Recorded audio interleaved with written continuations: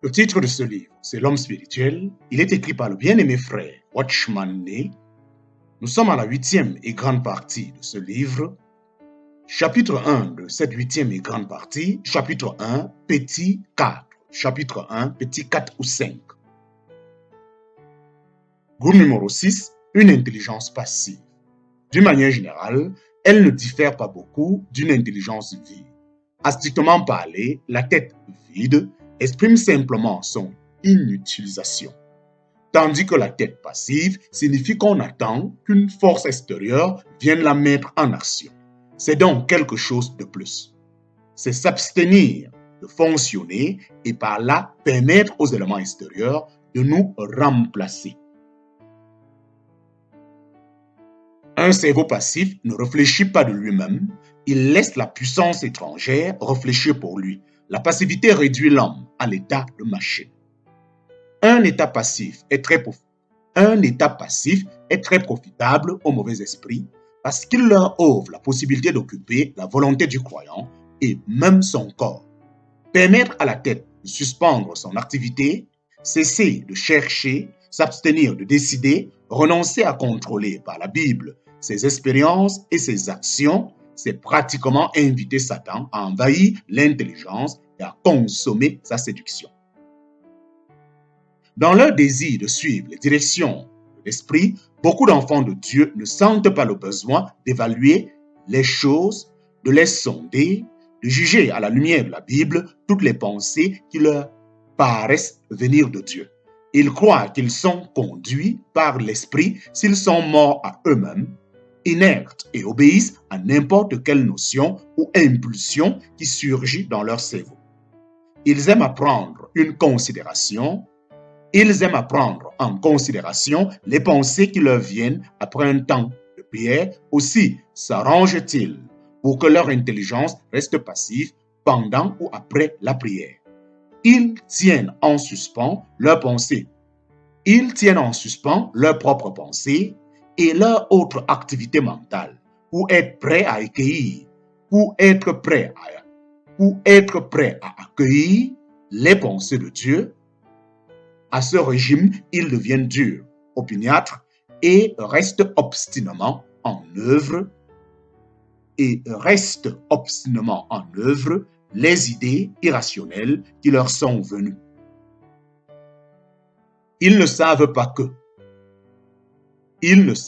que 1. La prière ne transforme pas les pensées humaines en pensées divines. 2. Attendre des pensées divines pendant et après la prière, c'est ouvrir la porte à des contrefaçons des mauvais esprits. 3.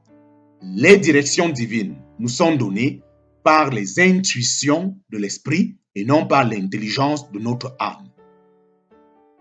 De nombreux chrétiens ignorant que Dieu est opposé à la passivité de l'homme, mais désirent au contraire le voir collaborer activement avec lui, prennent du temps pour entraîner leur intelligence à la passivité. Comment ne comprennent-ils pas que s'ils ne se servent pas de leur intelligence, Dieu ne s'en servira pas davantage? Le principe posé par Dieu, c'est que l'homme, par sa volonté, doit avoir le contrôle de toute sa personne pour être ouvrier avec lui. Recevoir la révélation divine comme un robot est quelque chose que Dieu n'a jamais voulu. Les esprits malins seuls sont à l'afflux de cette procédure, car c'est à eux seuls que profite la passivité de l'intelligence humaine. Passivité et possession. La passivité a pour cause l'ignorance du chrétien qui se méprend sur le rôle joué par l'intelligence dans la vie spirituelle. Il en fait trop le cas, mais quelquefois trop peu. Il croit pouvoir laisser ses capacités mentales tomber dans l'inertie et accueillir sans examen toute pensée qui lui vient quand son intelligence a suspendu son activité. Il est donc de toute nécessité d'être au clair sur la manière dont Dieu nous conduit. Un cerveau en état normal de fonctionnement peut seul collaborer avec Dieu. Comme nous l'avons souligné plus haut, l'organe destiné normalement à nous conduire, c'est l'esprit par ses intuitions et non pas l'intelligence.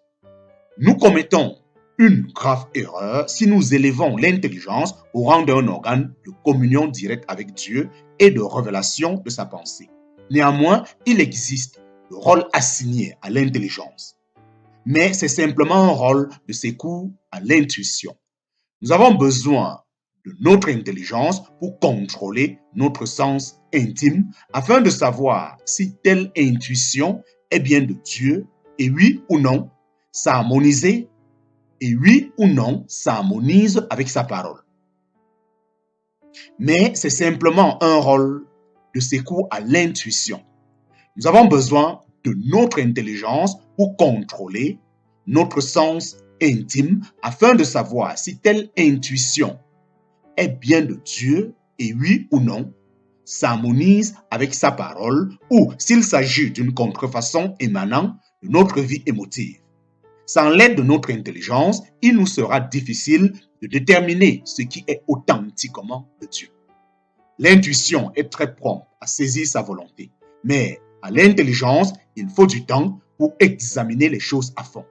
S'il s'agit bien d'une intuition du Saint-Esprit, notre intuition réagira à cet examen en nous donnant une impression encore plus précise de la réalité, produisant en nous une assurance plus grande que cette affaire est bien de Dieu.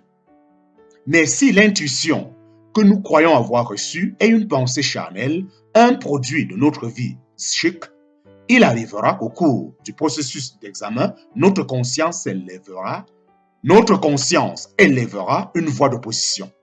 Ce n'est jamais la tête qui prend l'initiative de nous diriger, mais il ne fait pas de doute qu'elle doit tout de même intervenir pour contrôler l'authenticité d'une direction reçue.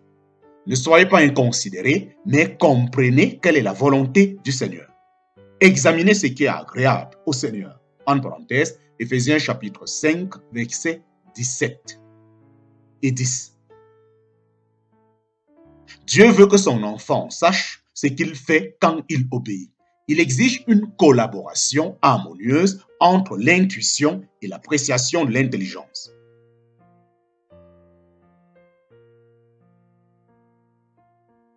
Mais nous devons pousser plus loin l'analyse de cette question de passivité qui est l'état nécessaire à l'activité des puissances de ténèbres. Il y a une classe de personnes qui recherchent ardemment la communication avec les mauvais esprits. Ce sont les diseurs de bonne aventure, augures, médiums et nécromanciers. En observant exactement la cause de leur comportement, nous pourrions mieux comprendre le principe de la possession démoniaque. Pour obtenir ce qu'ils cherchent, il faut que leur volonté ne présente aucune résistance quelconque, mais soit disposée à accepter tout ce qui surviendra. Pour assurer la complète passivité de leur volonté, ils doivent commencer par mettre leur intelligence à zéro. Un cerveau vide produit une volonté passive. Ces deux éléments sont les conditions de base de la possession. Le principe est le même pour les spirites, qui sont unanimes à reconnaître que lorsqu'un esprit ou un démon vient à eux, leur tête devient incapable de penser et leur volonté d'agir. La possession est exclue tant que n'est pas atteint cet état de vide et d'inertie. À l'heure actuelle, les tenants de l'hypnotisme scientifique et du yoga religieux qui rendent les hommes aptes à la télépathie, à la guérison, à certaines transformations se basent en réalité sur ces deux principes. Quant à savoir si ces gens réalisent qu'ils ouvrent ainsi la porte aux mauvais esprits, ce n'est pas ici notre propos. Nous nous bornons à constater qu'ils remplissent les conditions exigées pour la possession démoniaque.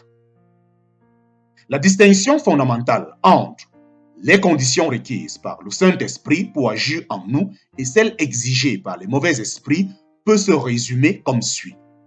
Première distinction, une révélation, une vision ou une autre manifestation surnaturelle étrange qui exige la suspension totale de la fonction intellective ou se produit après que cette fonction ait été suspendue n'est pas de Dieu. Deuxièmement, Toute vision émanant du Saint-Esprit est donnée quand l'intelligence du croyant est en pleine activité. De telles visions ne peuvent être saisies que si les différentes capacités et fonctions de l'intelligence sont activement engagées. Les efforts des mauvais esprits exigent des conditions exactement opposées. Troisième groupe, ou troisième point, ce qui est de Dieu est en harmonie avec la nature de Dieu et avec la Bible. La vision contemplée par Israël au Sinaï, rapportée par l'Ancien Testament et celle de Pierre à Joppé dans le Nouveau Testament établissent toutes les deux que les intéressés disposaient du plein usage de leur intelligence. En examinant les exemples de révélations surnaturelles fournis par le Nouveau Testament, on constate que dans chaque cas, les personnes en cause font cette expérience avec la pleine puissance de leurs facultés mentales et la maîtrise absolue d'eux-mêmes. D'eux-mêmes, psychique et physique. Mais quand la révélation est contrefaite, elle exige de l'intelligence qu'elle soit totalement ou partiellement passive. L'intéressé se trouvant au surplus partiellement ou totalement incapable de se servir de certaines parties de son corps. En ce qui concerne le parler en langue, pour prendre encore cet exemple, ceux qui parlent ont à la fois la pleine conscience et le plein contrôle de leur personne. Le jour de la Pentecôte, Pierre pouvait entendre les moqueries de Jean et leur répondre, démontrant ainsi que ni lui ni ses collègues n'étaient ivres, mais étaient remplis du Saint-Esprit. Ceux qui parlaient en langue à Corinthe pouvaient se compter 2 ou 3 pour parler tour de rôle, pour parler à tour de rôle en pleine possession d'eux-mêmes et pouvaient garder le silence en l'absence d'une interprétation. Tous conservaient leur conscience intellective et pouvaient se dominer parce que les esprits des prophètes sont soumis aux prophètes. En parenthèse, 1 Corinthiens chapitre 14, verset 32. Les esprits contrefacteurs